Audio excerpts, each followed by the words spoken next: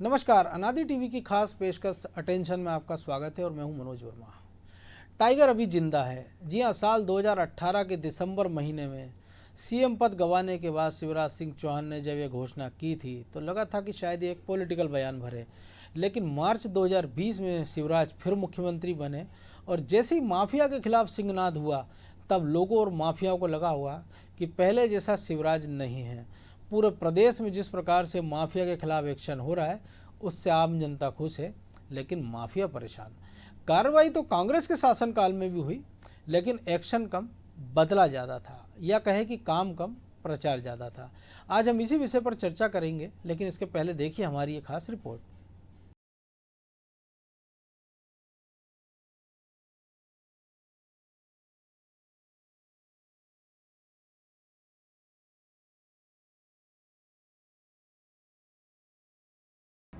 मध्य प्रदेश की शिवराज सरकार ने माफिया मुक्त मध्य प्रदेश की तरफ तेजी से कदम आगे बढ़ा दिए हैं, जिसके तहत माफिया के खिलाफ प्रशासन ने भी अभियान छेड़ रखा है।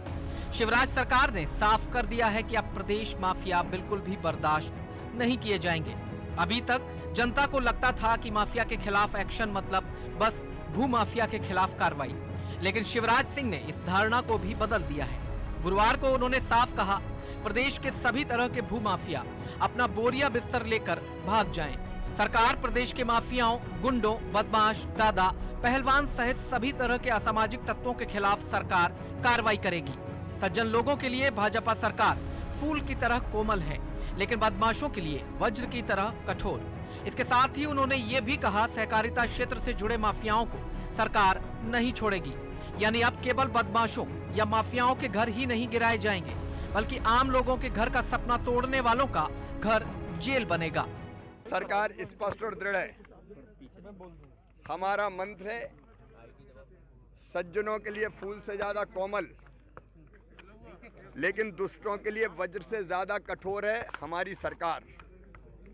और इसलिए माफिया बोरिया बिस्तर बांध लें और नहीं तो परिणाम भुगतने के लिए तैयार रहें। कोई माफिया, कोई तस्कर, कोई गुंडा, कोई दादा, कोई बदमाश मध्य प्रदेश में छोड़ा नहीं जाएगा।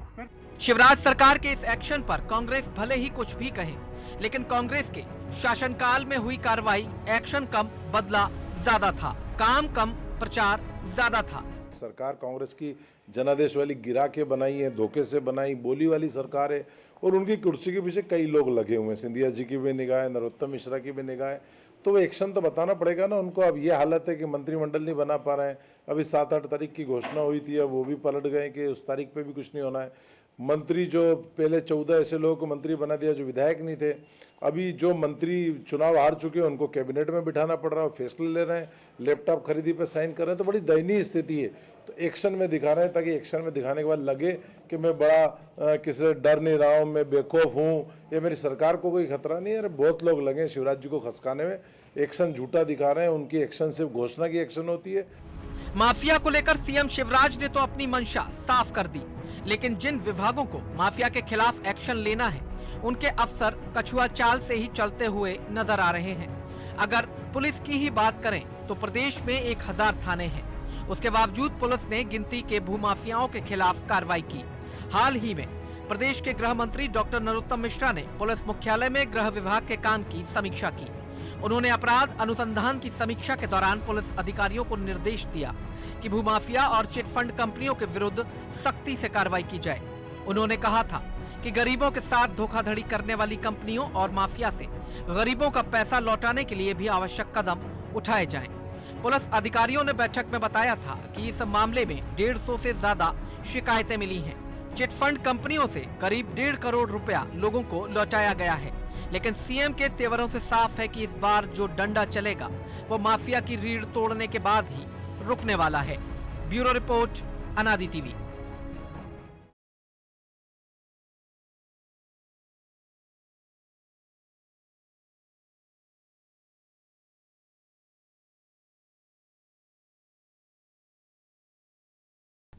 तो माफिया के खिलाफ जारी इस मुहिम पर चर्चा को हम आगे बढ़ाएंगे और इसके लिए हमारे साथ स्टूडियो में मौजूद हैं हम अनादि टीवी के एसोसिएट एडिटर प्रभु पटेरिया और ब्यूरो हेड ब्रजेश चौक से।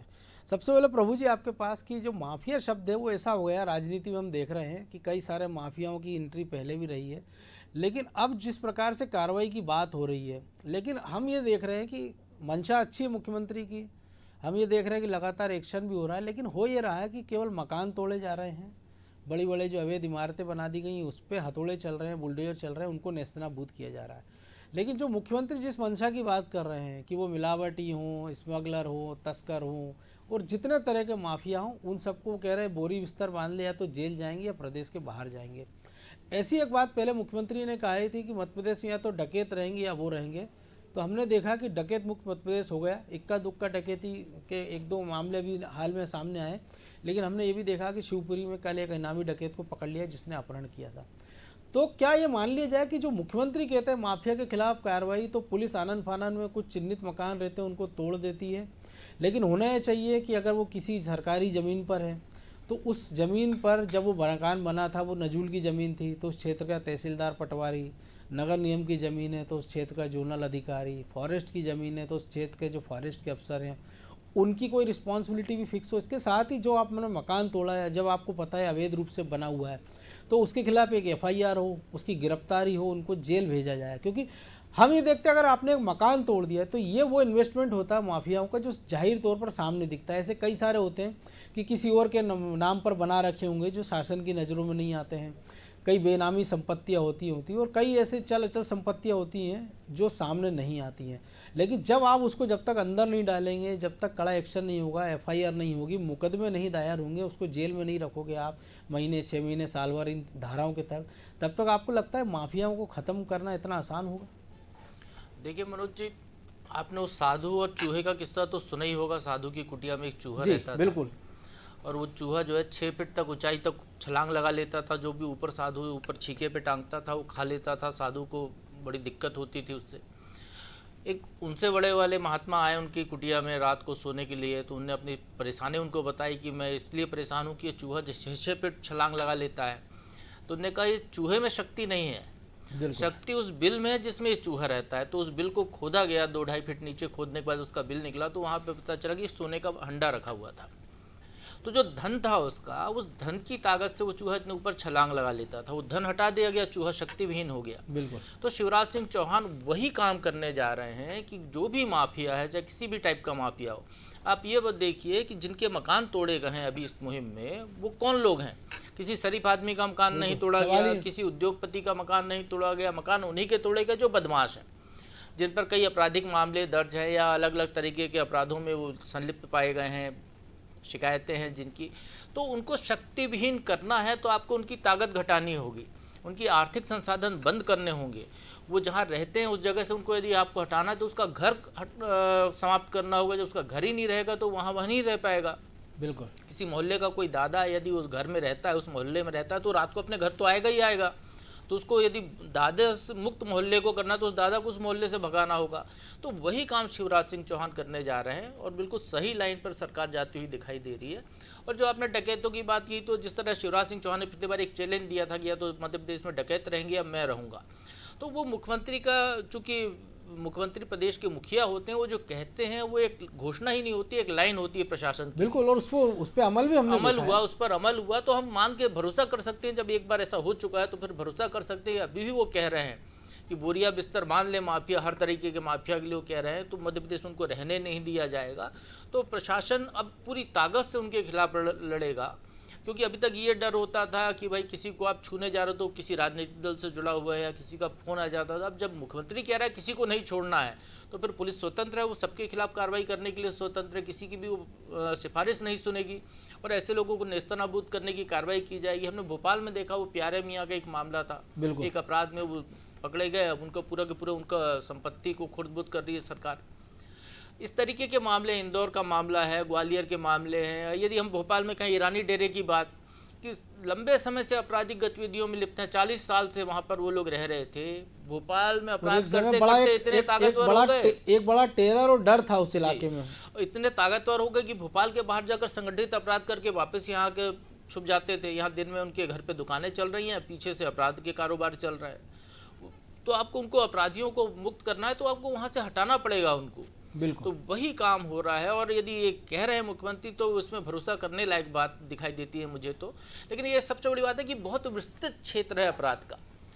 एक चेन स्नैचिंग वाला भी एक अपराध है, एक सहकारिता की जैसे कह रहे हैं कि हाउसिंग सोसाइटी बनाकर जो घपले घोटाले करने वाले हैं वो भी अपराध हैं, जो ज़मीनों के लेन देन में कहीं ना कहीं गड़बड़ी करते हैं वो भी एक अपराध है, जो फर्जी जमानतदार हैं वो भी अपराध है, बिल्कुल। ठगी का धंधा है, 420 के केस हैं, चिट फंड वाले हैं, उनके खिलाफ सख्ती सरकार की दिखाई दे रही है। तो ये अच्छी बात है कि सरकार के काम में भी तेजी दिखाई दे रही है। मिलावट के खिलाफ भी अभियान चलाने की बात की जा रही है, और जब मुख्यमंत्री ने कहा है तो इम्पैक्ट हमको इसका देखना चाहिए कि प्रशासन उनकी बात को ढंग से मान रहा है, उस पर अमल करने जा रहा है या नहीं करने जा रहा है। और दूसरी बात यह है कि यदि मुख्यमंत्री ने कहा है तो उत्तर प्रदेश में जैसे योगी आदित्यनाथ ने भी यही बात कही थी कि अपराधी जो है उत्तर प्रदेश से भाग जाएं, नहीं तो उनको खत्म कर दिया जाएगा। तो वहाँ इनकाउंटर शुरू हो गए थे, अपराधी वहाँ से भागने लगे थे। हमने ये भी देखा कि अब उत्तर प्रदेश का कोई अपराधी को यदि पुलिस अपनी गाड़ी में लेकर जाता है तो कहता नहीं मैं पैदल चलूंगा, आपकी गाड़ी में नहीं जाऊंगा, क्योंकि गाड़ी पलट जाती है। तो इस तरीके के जो मामले हैं, तो ये जो डर है, मुख्तार अंसारी जैसे माफिया भी घबरा रहे हैं जी, तो ये जो डर है वो डर अपराधियों पर कायम हो, जो मुख्यमंत्री की मंशा है। जो कहा जाता है यदि कानून व्यवस्था की स्थिति की सबसे बड़ी बात यह है कि यहाँ पर शरीफ आदमी के लिए कोई भय का वातावरण न रहे, लेकिन अपराधियों में इतना भय रहे कि वो कोई अपराध न कर सके। तो एक आदर्श स्थिति की तरफ ले जाने की जो बात मुख्यमंत्री कर रहे हैं, इसमें प्रशासन की अब सबसे बड़ी भूमिका है, पुलिस विभाग की भूमिका है। बिल्कुल, वो जो मैं आपसे शुरुआत में कह रहा था वो यही कह रहा था प्रभु जी। जैसा आपने कहा कि मकान तोड़ दिया, बहुत अच्छी बात है, आर्थिक आप साम्राज्य खोद रहे हो, लेकिन आप जैसे चूहे का आपने उदाहरण दिया, तो आपने एक बिल तो उजाड़ दिया है, लेकिन उस बिल के पीछे या कई सारे जो और बिल उसने बना रखे हैं, जहां तक उस बिल तक आपको पहुंच रहा, उसको भी आपको नहीं लगता है ध्यान देना चाहिए कम से कम? बिल्कुल मनोज जी, वो जितनी सुरंगें होंगी बिल की वो सारी तोड़ी जाएंगी। मुझे लगता है कि जिस तरीके की बात मुख्यमंत्री ने आज कही है और जैसे तेवर दिखाए हैं, और ये तेवर उनने तब दिखाए, इसके पहले लगातार काम होता हुआ दिख रहा है। हम भी अनाजी टीवी में लगातार दिखा रहे हैं कि अपराधियों के मकान तोड़े जा रहे हैं, उनके खिलाफ कार्रवाई की जा रही है। इंदौर में तो बड़ी बड़ी कार्रवाइयाँ हो गई हैं, भोपाल में भी कार्रवाई हुई है। जो धार्मिक अपराधी हैं, कंप्यूटर बाबा जैसे बाबा, जिन जमीनों पर अवैध कब्जे कर रखे थे बड़े बड़े, एक वो इधर सतना नरसिंहपुर का भी मामला सामने आया था कि वो कोई बलात्कार के मामले देवास में भी एक मामला आया, कबीर आश्रम। हाँ बिल्कुल। तो ये तमाम जो धार्मिक अपराधी, उनके खिलाफ भी कार्रवाई हो रही है। एक बहुत बड़ी बात है ये कि आप किसी को नहीं छोड़ रहे हैं। यदि कोई अपराध कर रहा है, कहीं पर भी कोई गलत है व्यक्ति, तो उसको सजा दिलाने का काम यदि प्रशासन कर रहा है, और ये मंशा की बात है, क्योंकि सरकार की मंशा से ही प्रशासन काम करता है। मुख्यमंत्री ने यदि मंशा प्रकट की है, और आप देखिएगा ये इस चीज़ को बार बार कहेंगे, आने वाले समय में ये चीज़ें बार बार आएगी। मुख्यमंत्री की एक आदत है शिवराज सिंह चौहान की कि वो जो कहते हैं फिर उसको अंजाम तक पहुंचाने के लिए लगातार समीक्षा करते हैं। जो मध्य प्रदेश डकैत मुक्त हुआ है उसके पीछे भी यही वजह है कि मुख्यमंत्री ने कहा कि या तो डकैत रहेंगे या मैं रहूंगा। उसके बाद हर महीने उन्होंने डकैती अभियान की समीक्षा शुरू कर दी, तो कई बड़े डकैत मारे भी गए। तो इस तरीके का एक जो वो मुहिम चलाते हैं, क्योंकि वो एक ऐसे नेता हैं जो जनता के बीच में भी रहते हैं, वहाँ से फीडबैक लेते हैं, समस्याएं सुनते हैं, उसके बाद फिर वल्लभ भवन में बैठकर उसके निराकरण की दिशा तय करते हैं। बिल्कुल। तो उनके पास उसके बाद फिर वो जनता के बीच में जाते हैं, तो क्या काम कितना हुआ है, क्या काम हो रहा है, ये फीडबैक फिर उनको मिल जाता है। तो इसलिए उनकी बार बार बैठकों का दौर एक ही विषय पर चलती हुई दिखाई देती। कई बार हमको लगता है कि मुख्यमंत्री फालतू के टाइम पास काम कर रहे हैं, क्यों टाइम पास होता हुआ नहीं दे है वो, उसके पीछे कहीं ना कहीं कोई एक मंशा होती है। और जब बैठक लेता है मुख्यमंत्री, आला अधिकारियों के साथ बात करता है, डांटता है, तो काम में तेजी आती है। हमने भोपाल मेट्रो का काम की बात यदि हम करें तो मेट्रो के काम को लेकर अभी मुख्यमंत्री ने समीक्षा की थी कि सुस्ती है। अब मेट्रो काम में अचानक इतनी तेजी आती हुई दिखाई दे रही, कुछ जगह रेल पटरी लगाने का भी काम शुरू हो रहा है उसके सामने से। तो ये एक सरकार की नीयत का मामला होता है कि जब सरकार की नीयत होती है तो वो बोलते हुए भी वैसे ही दिखती है और वैसा ही काम होते हुए भी दिखाई देता है। बिल्कुल। प्रभु जी ने नियत की बात की ब्रजेश जी, तो हमने देखा कि मध्य प्रदेश में अगर एक्शन की बात करें, जैसे भोपाल के उदाहरण है, इंदौर के बड़े उदाहरण हैं, लेकिन एक बड़ी जो दिक्कत है मध्य प्रदेश के विभिन्न हिस्सों में, ग्वालियर चंबल में हम देखते हैं कि मिलावट का एक बड़ा रैकेट है, चाहे वो घी हो, तेल हो, दूध हो, मावा हो, या हम देखते हैं कि डकैतों की एक समस्या थी जो लगभग खत्म हो चुकी। इक्का दुक्का अगर डकैत बते छोटे मोटे राजस्थान से आ रहे हैं। अगर हम निवाड़ की बात करें तो यहाँ के सिकलीगर बड़े कुख्यात है पूरे हिंदुस्तान में। अभी जो ग्वालियर चंबल में पकड़े गए तो उनकी इतनी फिनिशिंग के हथियार पकड़े गए जिसको देख के पुलिस अफसर हैरान है। अगर हम बात करें मंदसौर और उसके आसपास के बेल्ट की, तो अफीम के कारण जो हेरोइन और उसके बनाने का जो धंधा चलता है। लेकिन जो मुख्यमंत्री जिस प्रकार माफियाओं के खिलाफ कार्रवाई करने की बात कर रहे हैं, तो हमने मंदसौर में देखा कि पुलिस अफसर पर गोली चलाता है, बदमाश मकान तोड़ दिया जाता है, लेकिन वो गिरफ्तार नहीं है अभी तक, और ऐसा कोई मैसेज कड़ा नहीं दिया गया है। जैसा प्रभु जी ने कहा कि आर्थिक रीढ़ तोड़ रहे हो आप, लेकिन उस पर जो मुकदमे कायम होना चाहिए, जो उसकी जांच होना चाहिए, जो प्रॉपर इन्वेस्टिगेशन करने के बाद उसको जो जेल भेजना चाहिए।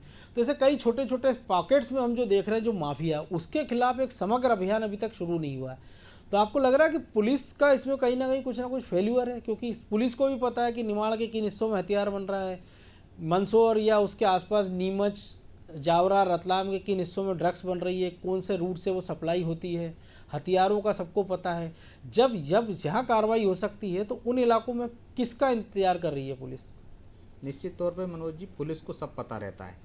उसका काम ही है ना दिन रात मतलब माफिया से, अपराधियों से जूझना और नए अपराध कहाँ हो रहे हैं, यही उसका पूरा काम है। मॉनिटरिंग करना है कि अपराधी जेल से कब छूट रहे हैं, कौन से नए अपराध क्षेत्र में होने लगे हैं, अपराधों का क्या ट्रेंड बदल रहा है, नए नए अपराध कहाँ हो रहे हैं और हमारे यहाँ अपराध के पॉकेट्स कहाँ बन रहे हैं, ये सब पुलिस चिन्हित करती है। बाकायदा उनके पास नक्शा रहता है। वो उस अति संवेदनशील क्षेत्र या आपराधिक क्षेत्र या ईरानी डेरे, ये सारे चिन्हित करते हैं और बाकायदा उनके अधिकारी इसकी समीक्षा करते हैं। अब रही बात कार्रवाई क्यों नहीं होती, यदि अब सरकार की मंशा है तो निश्चित तौर पर पुलिस को कार्रवाई करना पड़ेगी, नहीं करेगी तो उस पर कार्रवाई होगी। अब यही यदि मुख्यमंत्री शिवराज सिंह चौहान ने स्पष्ट निर्देश दे दिया, जैसे पहले भी उन्होंने कहा है, तो काम हुआ है, तो इसमें भी हमें काम होगा। हो सकता है कि अभी निचले स्तर तक वो सख्ती नहीं बरती गई, उस शिवराज जी का जो संदेश गया है, अभी एक मैसेज देने का सिर्फ खेल हुआ है। तो अधिकारी ये भी देखते हैं कि निचले स्तर के कि कितना है कि भाई अभियान चलाते रहते हैं, कि जैसे महिलाओं के खिलाफ अभियान चलाया, महिला अपराधों के बारे में उन्होंने कहा कि दिसंबर से हम अभियान चलाते हैं। तो मैंने एक एडीजी से पूछा कि सर ये दिसंबर में अभियान चल रहा है, क्या है उसका फीडबैक? तो वो तो यार वो तो हम हर साल चलाते हैं, इसमें नया कुछ नहीं है। लेकिन जब वो देखते हैं कि नहीं सरकार सख्त है, वो चाहती है कि हमें कार्रवाई दिखनी चाहिए, ये नहीं कि कागजों में अभियान चला दिया हमने, 10 अपराधी पकड़ लिए, पर जिले से पर थाने से एक आंकड़ा आ गया कि इतने वारंट तामील होगा, ये नहीं। सरकार अभी देख रही है, ऊपर से समीक्षा हो रही है, तो मनोज जी इसके परिणाम आपको अगले 1-2 महीने में देखने को मिलेंगे। बिल्कुल, यदि शिवराज जी ने कह दिया है तो निश्चित तौर पे हमने देखा जुलाई में, आपने श्योपुर का मामला मैं बताता हूँ आपको, कि रेत माफिया ने एक एएसआई को चांटा मारा, उससे ट्राली छीन के चला गया, वो आरोपी तक नहीं पकड़ा है आपके। तो माफिया और पुलिस की मिलीभगत तो रहती है, राजनीतिक संरक्षण भी रहता है, लेकिन यदि शिवराज जी ने संदेश दे दिया है तो एक राजनीतिक जो संरक्षण होगा उनको, जो पुलिस वालों का संरक्षण होगा, उसमें टाइम थोड़ा लगेगा। अभी अधिकारी समीक्षा करने लगेंगे, मुख्यमंत्री ने की मंशा अनुसार अब एडीजी, रेंज आईजी और पुलिस मुख्यालय को उसको कार्रवाई कराना चाहिए, उसकी समीक्षा करना चाहिए। समय समय पर समीक्षा हो जाएगी तो निश्चित तौर पर कार्रवाई होगी, ये दिखावटी नहीं रहेगा। और ये कार्रवाई नहीं करें तो इसके बाद कार्रवाई मुख्यमंत्री को करना चाहिए, 1-2 एसपी पे वो कार्रवाई करेंगे यदि उनके क्षेत्र में यदि बड़ा माफिया सक्रिय है, यदि उस पर लगाम नहीं कसी है। हमने जैसे मंदसौर का आपने वो क्या बताया कि मंदसौर में माफिया सक्रिय है, वहाँ पे कार्रवाई हो सकती है। तो मंदसौर में हमने वो भी देखा है कि अभी उज्जैन में कितने शराब से मर गए हैं, तो माफिया पे वो कार्रवाई क्यों नहीं हुई अभी तक? शराब से लोग मर गए हैं वहाँ पे और आपने उन लोगों को पकड़ लिया, लेकिन उसकी चेन नहीं तोड़ी है। बड़ी चीज वही एक चीज क्या होती है मनोज जी, आपने सीधा सरकार को दिखाने के लिए एक माफिया को पकड़ा, उस पर कार्रवाई की और एक मैसेज दे दिया, मीडिया में आ गया कि हम माफिया के खिलाफ कार्रवाई कर रहे हैं। लेकिन जैसा आपने भी कहा है कि यदि प्रभु जी ने भी कहा है कि बिल तोड़ दिया, लेकिन यहाँ तो माफियाओं के कई बिल हैं, एक जगह नहीं उचकते दूसरी जगह जाके खड़े हो जाएंगे, वहां से उनको पावर मिलने लगता है। तो वो आर्थिक रूप सिर्फ इशारा और संदेश देने के लिए नहीं, उनको पूरी तरह से आर्थिक रूप से कमजोर करना पड़ेगा, सिर्फ मैसेज देने के लिए नहीं कि उनका एक मकान तोड़ दिया, उनकी कितनी संपत्ति है जो उनने अवैध तरीके से अपराध के माध्यम से कमाई है, उनको पूरी को हिरासत करना चाहिए और उन पर कार्रवाई करना चाहिए, तब जाकर ये अपराध पर लगाम लगेगी। बड़ी बात है प्रभु जी। एक और चीज़ है, क्योंकि अभी हम देख रहे हैं कि माफिया की बात हो रही है, एक्शन भी हो रहा है कई जगह, लेकिन एक समस्या हो रही है पुलिस के साथ भी कि जो उनके साथ जो बल की कमी है, खास तौर से अगर हम बात करें कि भर्ती की बात हमेशा कहते हैं कि 5 साल में 5000 भर्ती होगी, लेकिन जब तक वो भर्ती होती है तब तक होता है कि 8000 रिटायर हो चुके होते हैं, या प्रमोशन में कहीं ना कहीं रुकावटें जो चल रही हैं, जिसके कारण पुलिस का मनोबल प्रभावित होता है।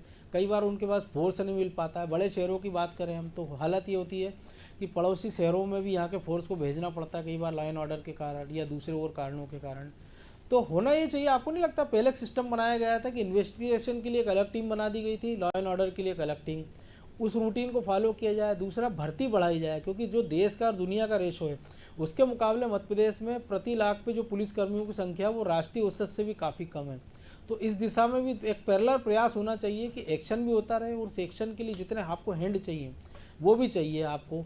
हमने ये देखा है कि पुलिस में हैंड की ज़रूरत है, लेकिन हेड बढ़ाते जा रहे हैं। उन्होंने कहा रेंज में पहले आईजी था, फिर 2 डीआईजी कर दिए, अब वो आईजी की जगह एक एडीजी हो गया। तो हो ये रहा है कि उसी फोर्स में से उनके घर अर्दली लग गए हैं, उसी फोर्स की गाड़ी निकाल के उस अधिकारी को दे दी जाती है, उसी फोर्स के से जो संसाधनों की कटौती होती है और उन अफसरों के साथ दे दी जाती है। तो हो ये रहा है कि आपके पास वर्किंग हैंड इतने सारे हो गए कि एक अगर थाना प्रभारी का उदाहरण लें तो वो पहले अपने सीएसपी को रिपोर्ट कर रहा है, फिर एडिशनल एसपी को, फिर वो अपने जोन के एसपी को, फिर डीआईजी को, फिर आईजी को, फिर एडीजी को।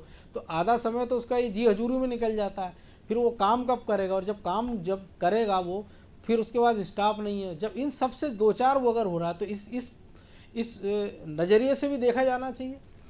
देखिए मनोज जी, यदि मुख्यमंत्री कह रहा है कि कोरोना से बचना है तो मास्क लगाई, तो मुख्यमंत्री यदि मास्क बिना लगाए हुए बात कहेंगे तो कोई असर नहीं होगा। मास्क लगा के घूम रहे हैं, दिखते हैं, मास्क लगा कर बात करते हैं तो उसका असर होगा। बिल्कुल वही मामला है। पुलिस विभाग में यदि बल की कमी है तो उनके अफसरों को इस बात को सरकार तक पहुंचाना चाहिए कि इतने बल की कमी है। और जो बल उनके घर बंगलों पर तैनात है या इधर उधर उन्हें लगा रखा है, तो जब ऊपर का अधिकारी अपने यहाँ के कर्मचारी घटाएगा तो स्वाभाविक तौर पर उसके नीचे वाले को घटाने पड़ेंगे, उसके नीचे वाले को घटाने पड़ेंगे। इस तरीके से जो एक पुलिस का एक चौथाई बल जो बंगलों पर तैनात है या दूसरे काम में लगा रखा है, आपने कहीं गार्डनिंग में जैसे कामों पे, या बच्चों को स्कूल से लाने ले जाने की ड्यूटी कर रहा है, या कोई सब्जी ला रहा है, तो वो वापस चले जाए तो वापस फील्ड पर लौटेगा, को वापस फील्ड पर लौटेगा तो काम आएगा। तो ये तो एक, चूंकि सरकार में मुख्यमंत्री नीति नियंता होते हैं, वो नीति बता सकते हैं, नीति बनवा सकते हैं, नीति क्रियान्वयन देख सकते हैं। काम करने की जिम्मेदारी प्रशासन की होती है, अधिकारियों की होती है। तो इनके जो आला अधिकारियों को उसको अब फॉलो करना होगा। मुख्यमंत्री एक के घर में जाकर तो कर्मचारी चेक नहीं करेंगे कि आपके घर में कितने कर्मचारी हैं। आपके दो की अनुमति है तो 2 ही रखिए, 12 क्यों हैं? आपके पास 2 गाड़ी की अनुमति है तो अब 14 क्यों गाड़ी रखे हुए हैं? तो इस तरीके का जो मामला है, इसमें अधिकारियों की जिम्मेदारी है, उनको अपने हिसाब से निर्णय लेना होगा। और यदि हम देखें तो सरकार के स्पष्ट आदेश भी हैं, नियम भी बने हुए हैं कि कोई कर्मचारी को घर पे ड्यूटी पे ना लगाया जाए, खलासी ड्यूटी ना कराई जाए ज़्यादा लोगों से। तमाम तरीके के नियम हैं, उनको पात्रता भी है और उसमें बंदिशें भी हैं, तो उसको फॉलो करना होगा। और जैसे बल की कमी है तो एक सबसे बड़ा समस्या जो दिखाई दे रही है अभी, वो प्रमोशन में आरक्षण का जो मामला है। तो प्रमोशन के पद नहीं भरे जा रहे हैं, वो खाली पड़े हुए हैं। नई भर्ती की बात करें तो पुलिस में अभी 4000 पदों की भर्ती निकली सिपाही की। 2008 से 13 के रिजिम की जो सरकार थी, उसमें मणिशंकर गुप्ता गृह मंत्री थे, तब से 5-5 हज़ार की भर्तियों का एक स्लॉट शुरू हुआ था पुलिस विभाग में। आप देखिए कि पुलिस में आप नए लोग ज़्यादा दिखाई देते हैं।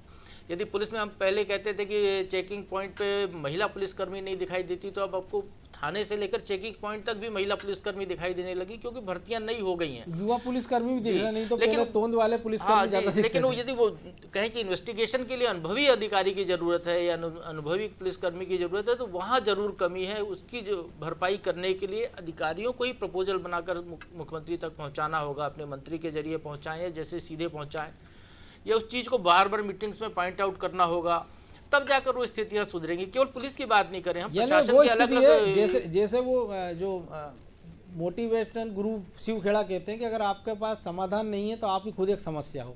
तो वो जो आप कह रहे हो कि पुलिसकर्मियों को, पुलिस को पता अफसरों को कि समाधान क्या है, लेकिन वो बताना नहीं चाहते क्योंकि वो समस्या में पड़ जाएंगे अगर अर्दली घोड़ा घाड़ी जब उनसे कम हो गए तो। बिल्कुल मनोज जी, वही बात है। यदि वर्क मैनुअल को देखा जाए, यदि वल्लभ भवन के भी, तो मुझे एक अधिकारी ने बताया कि उनके वर्क मैनुअल में, आईएएस अफसर थे वो, कि उनको एक दिन में केवल 6 फाइलें करनी है। और कोई भी आईएएस फाइल में केवल इनिशियल से ज़्यादा कुछ काम करता नहीं है, टीम तो बहुत ही शायद एक आधी में लिखने की नौबत आती है। तो आप बताइए, यदि इस तरीके के वर्क मैनुअल में आप काम करें तो वर्कलोड तो बढ़ेगा ही बढ़ेगा, क्योंकि आबादी, जब वर्क मैनुअल बना होगा उस समय प्रदेश की आबादी क्या थी, उस समय कितने कागज आते थे, कितने लोग शिक्षित थे। अब सब चीज़ें बढ़ चुकी है, तो उस हिसाब से आपको काम को, अपने आप को बढ़ाना पड़ेगा, अपना काम, अपने काम के दायरे को बढ़ाना पड़ेगा। यदि बल की कमी है तो काम को ऐसा डिस्ट्रीब्यूट कीजिए कि जो योग्य हैं, अनुभवी हैं, ऊर्जावान हैं, उनको यदि ज़्यादा काम कर सकते हैं उनको टास्क बेस्ड काम दीजिए आप, कि उनको कहिए कि इस काम को 1 महीने में पूरा कर सकते हैं आप, तो आप 3 काम ले लीजिए। निश्चित तौर पे एक अच्छा सुझाव, बिल्कुल। जी ब्रजेश जी, जो कुछ प्रभु जी ने कहा, ये जो समस्या है, जो समाधान है, वो भी अपनी जगह है। कांग्रेस की अगर हम बात करें तो कांग्रेस ने आज जो रिएक्शन दिया, हमने भी जो उनको सुना सलूजा जी को, कि वो मंत्रिमंडल और कह रहे थे कि ये समस्या वो समस्या, ध्यान बटाने की कोशिश है। तो ये वही कांग्रेस है जो कहती है कि माफिया के खिलाफ हमने बहुत तगड़ी कार्रवाई की है। तो अगर सारी कार्रवाई उन्होंने कर दी तो ये कौन माफिया है? क्या ये बगल के राज्यों से बुला लिए बीजेपी सरकार ने जिन पर भी एक्शन हो रहा है? मनोज जी, या- एक बात कहूंगा मैं जी। इसमें, कांग्रेस के 15 महीने के सरकार में यदि कहीं पर भी कोई अपराध हुआ है बड़ा गंभीर प्रकृति का, तो अगले दिन पुलिस या कांग्रेस के कोई नेता उसमें कहते थे कि इसके पीछे कोई फलाना भाजपा का नेता है, भाजपा उसको का पकड़ लिया जाता था। अब कम से कम सरकार बदलने के बाद इन 7-8 महीनों में ये ऐसा एक भी कोई उदाहरण सामने नहीं आया है कि प्रदेश में कोई अपराध हुआ है उसमें कहीं भी प्रशासन की तरफ से उंगली उठाई गई हो कि ये कांग्रेस का नेता है अपराधी या किसी भाजपा का political नेता आदमी है। का, तो ये एक जो फर्क है जो मानसिकता का, वो फर्क यहाँ पर भी दिखाई देना चाहिए।